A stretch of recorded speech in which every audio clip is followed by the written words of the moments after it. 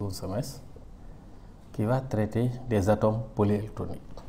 Il faut dire que jusqu'à présent, nous avons travaillé avec des systèmes monoélectroniques, à savoir l'hydrogène et les hydrogènes. À partir de maintenant, nous allons étudier les systèmes polyélectroniques. Et en introduction de ceci, l'état du système, on le sait, est décrit par sa fonction d'onde. On l'a dit à plusieurs reprises, il suffit de résoudre l'équation de Schrödinger pour avoir la fonction d'onde qui permet d'étudier l'état du système. Et mais on sait que cette équation, on l'a dit, n'a de solution exacte que pour les systèmes monoélectroniques à une particule. C'est la raison pour laquelle on n'avait aucun problème pour avoir la fonction d'onde ou les fonctions d'onde de l'électron dans ses différents états ou la fonction d'onde des hydrogénides. Pour déterminer la fonction d'onde des systèmes à plusieurs électrons, nous devons chercher des solutions approchées. Car comme on l'a dit tout à l'heure, il n'existe de solution exacte que pour les systèmes à une particule. Donc, pour les systèmes à plusieurs particules, on est obligé, dans la résolution de l'équation de Schrödinger, de faire des approximations. Ces approximations, bien sûr, vont nous permettre d'avoir des fonctions d'onde qui décrivent dans très bonnes conditions, avec une probabilité très élevée, l'état des systèmes. Pour montrer la complexité des systèmes polyélectroniques, on voit le cas de l'hélium. Et pourquoi l'hélium? Parce que l'hélium, c'est le système polyélectronique le plus simple. L'hélium, c'est un système à 3 particules. Un noyau, on a 3 particules, un noyau et 2 électrons. Et si on l'a dit, le système polyélectronique le plus simple. Voilà ce qu'on a du point de vue. Donc nous avons le noyau ici, de masse grand M, 2 électrons de masse ME, bien sûr chargés chacun de moins E. Ici, la distance entre le noyau et le premier électron, c'est R1, et celle avec le deuxième électron, M. L'énergie potentielle du système, il faudra tenir compte de l'énergie potentielle de répulsion entre les électrons, puisque deux charges de même signe se repoussent. On tient compte de l'énergie potentielle d'attraction entre le noyau et les électrons, et chacun des 2 électrons. Et bien sûr, l'énergie potentielle totale, c'est la somme des 3 énergies potentielles que nous avons ici. Les 2 énergies potentielles d'attraction entre le noyau et les électrons et l'énergie potentielle de répulsion entre les électrons. Donc voici l'énergie potentielle du système. Dans le cas de l'hélium, en tenant compte juste de son noyau et des électrons qui tournent autour de lui. L'énergie cinétique du système, bien sûr, est la somme des énergies cinétiques des électrons. Ici, dans ce cas, c'est l'une des premières approximations que nous allons faire. On suppose le noyau immobile. On l'a vu dans le chapitre précédent, l'étude. Donc, EC, c'est l'énergie potentielle de l'électron 1 plus l'énergie potentielle de l'électron 1 demi de P1 carré sur 2ME, 1 demi de P2 carré plus 2ME. L'énergie totale du système, bien sûr, c'est la somme de l'énergie potentielle et de l'énergie cinétique. Donc voici dans le cas de l'hélium, de l'atome le plus simple, l'énergie totale, l'énergie du système. L'équation de Schrödinger, que nous avons déjà rencontrée dans les 2 derniers chapitres, s'écrit l'hamiltonien de Psi, qui dépend bien sûr des coordonnées d'espace des 2 électrons, x1, y1, z1 pour l'électron 1, x2, y2, z2 pour l'électron 2, énergie totale, la fonction d'onde. Donc c'est ça qu'il faut résoudre pour avoir la fonction d'onde de l'atome d'hélium. Si vous regardez cette fonction d'onde, elle dépend des 6 coordonnées d'espace des 2 électrons, les xi, et les xi, les yi et les zi, des 6 coordonnées d'espace. Donc, qu'est-ce qu'on a? On a une équation à 6 inconnus. Puisque pour avoir l'état de l'électron, l'état du système, l'état d'un électron, il faut connaître ses coordonnées. Donc, on a une équation avec 6 inconnus. Donc, pour un système à n électrons, on aura 3n coordonnées d'électrons, on aura 3n inconnus. Donc, vous avez une équation à n inconnus ne peut pas avoir une solution simple. Donc, ça, c'était pour mettre en évidence la complexité des systèmes polyélectroniques. Je rappelle que pour avoir l'état de système, il faut résoudre l'équation de Schrödinger.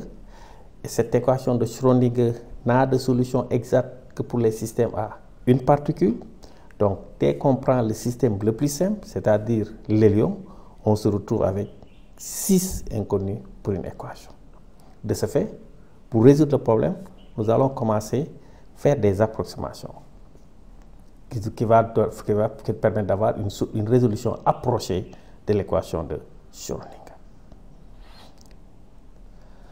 La première des approximations, c'est, on l'a déjà dit, le noyau est supposé immobile. D'accord? Et ça, on l'a vu dans le chapitre 3. La masse réduite du système, c'est égal à la masse de l'électron. N'oubliez pas que la masse réduite, c'était M électron, M noyau sur M électron, M noyau. Comme la masse du noyau et de l'électron sera négligeable devant la masse de l'électron, simple, il reste la masse de l'électron. Donc, le noyau est supposé immobile. Et la conséquence de ceci, c'est que le système, la masse réduite équivaut à la masse de l'électron. On néglige aussi la répulsion entre les électrons. Donc, l'énergie, on a déterminé l'énergie potentielle de répulsion. On suppose que cette répulsion est négligeable devant les autres énergies. Devant l'attraction, surtout devant l'attraction du noyau, sur les électrons. C'est-à-dire, chaque électron est indépendant de l'autre et décrit sa propre fonction d'onde. La fonction d'onde de l'électron I peut être différente de la fonction de l'électron. Il n'y a aucune relation entre les deux électrons, répulsion négligeable. Chaque électron est indépendant l'un de l'autre et décrit sa propre fonction d'onde psi. Et bien sûr, à son propre énergie. Donc, dire que la répulsion, la conséquence de négliger la répulsion entre les électrons est que chaque électron est indépendant de l'autre, chaque électron décrit sa propre fonction d'onde psi, et bien sûr, chaque électron a son propre énergie EI, qu'on appelle énergie électronique. Donc, à partir de ces approximations maintenant, il y a une approximation principale qu'on verra plus tard. Avec ces approximations, la fonction d'onde globale de l'atome est le produit de n fonctions d'onde psi des électrons. Puisque chaque électron est indépendant de l'autre, chaque électron a sa propre fonction d'onde. La fonction d'onde globale de l'électron, ce sera le produit des n fonctions d'onde. D'accord? Phi 1, phi 2, phi 3, phi 4, phi 5. Bien sûr, comme on a dit aussi, chaque électron a sa propre énergie. L'énergie globale aussi, c'est la somme des n énergies. E1 plus E2 plus 3 jusqu'à En. Donc ça, c'est la conséquence du fait que les électrons, la répulsion entre les électrons est négligeable. C'est-à-dire, conséquence, chaque électron a sa propre énergie, chaque électron est indépendant de l'autre, chaque électron est décrit par sa propre fonction d'onde phi. Avec ces approximations, l'équation de Schrödinger devient un système de Z-équation monoélectronique. Ça veut dire que ici, ce sera l'une des dernières approximations, le noyau est en interaction, l'interaction du noyau sur un électron peut être quantifiée. Donc, l'équation devient un système de Z-équation monoélectronique, indépendante des unes des autres, ayant des solutions identiques à celles des atomes d'hydrogène et des hydrogènes. Des solutions identiques à un système monoélectronique. Comme il n'y a pas d'interaction entre les électrons, l'interaction se fait juste entre le noyau et l'électron. Donc, pour chaque électron, on pourra déterminer une équation, son équation monoélectronique. L'équation de Schrödinger, bien sûr. Donc, on l'écrit pour chaque électron. On a H, qui est l'hamiltonien électronique, pour un électron donné. Phi I, qui est la fonction d'onde monoélectronique. Mi, bien sûr, la particule ou la position. E, psi, E, c'est l'énergie électronique. Donc, les l'équation de Schrödinger peut être transformée à partir de ces approximations à n équations indépendantes monoélectroniques. Donc, ce qui va permettre de résoudre chacune des électrons indépendamment de l'autre. Bien sûr, E est enfin l'énergie, et de ce fait, EI, l'énergie électronique, est en fait l'énergie de l'orbital définie par phi. On l'a déjà vu dans le chapitre précédent, même dans le deuxième, troisième chapitre. L'électron n'a pas une énergie propre, qui lui est propre. L'électron prend l'énergie du niveau où il se trouve. Donc l'énergie d'un électron, c'est l'énergie du niveau où il se trouve. Et on avait vu que en réalité, cette énergie, c'est une orbitale atomique. Donc l'énergie de l'électron, ce sera l'énergie de l'orbital atomique. Et cette ordonnance va être définie par la fonction d'onde phi. N'oubliez pas que dans le chapitre précédent, on avait bien montré que la fonction d'onde, l'orbital atomique ou le triplet des trois nombres quantiques définit en fait la même grandeur chimique ou physique.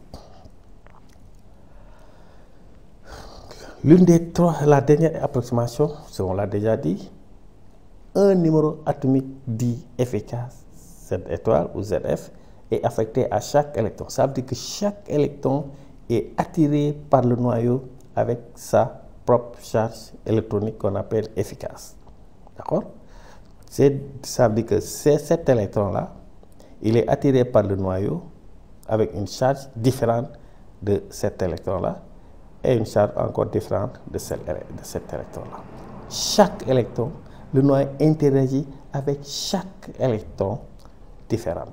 Chaque électron est attiré avec une charge Z étoile. Je vous rappelle que dans le cas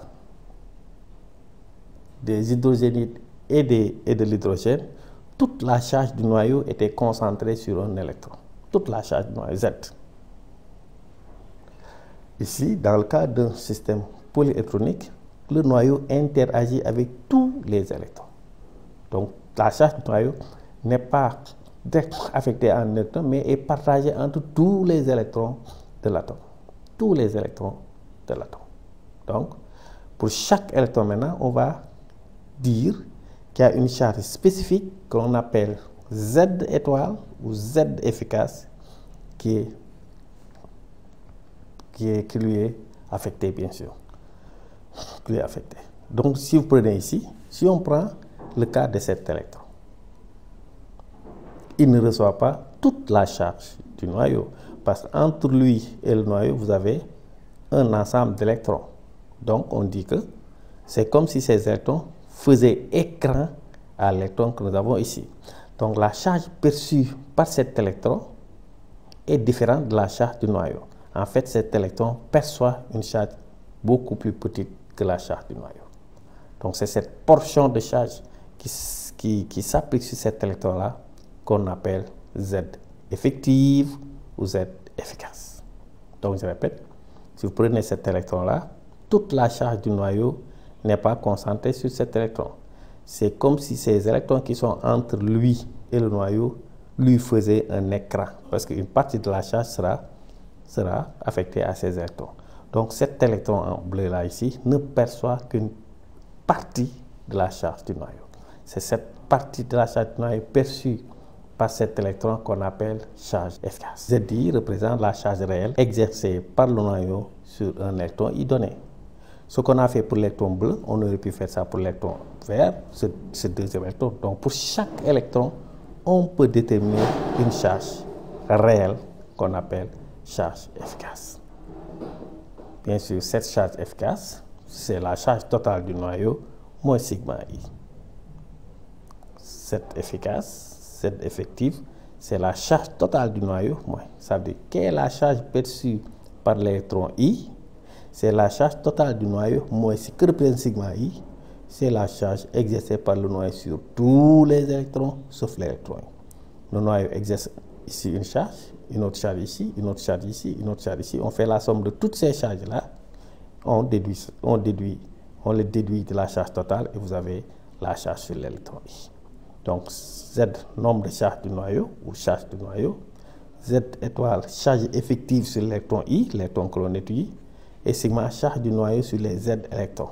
Donc, la charge sigma I, c'est la charge qu'exerce le noyau sur les Z-1 électrons. Ça veut dire tous les électrons du noyau, tous les électrons de l'atome, sauf l'électron I. Z effective, Z total, moins sigma I. On rappelle, pour l'hydrogène et les hydrogénides, l'énergie de l'électron dépend uniquement de N. E de l'électron, En, moins E0, Z carré sur N carré. Vous voyez ici, toute la charge du noyau s'exerçait sur le noyau, pour l'hydrogène et les hydrogènes, parce qu'on a un seul électron et la charge totale du noyau s'exerce sur cet électron. Pour les systèmes polyélectroniques, l'énergie d'un électron est fonction de N et de L. Ça dépend que de la position de l'électron, ça dépend aussi de la position de l'électron et de l'orbital atomique où se trouve l'électron. Puisqu'on a plusieurs, il y a un électron qui est sur la couche 1, des électrons sur la couche 2, c'est sur la couche 3. Mais dans la couche 2, vous avez des orbitales S, des orbitales P. Sur la couche 3, vous avez des orbitales S, des orbitales P, des orbitales D. Donc l'énergie dépendra de la position de l'électron dans l'atome, ça veut dire de son nombre quantique principal et de l'orbital atomique où il se trouve.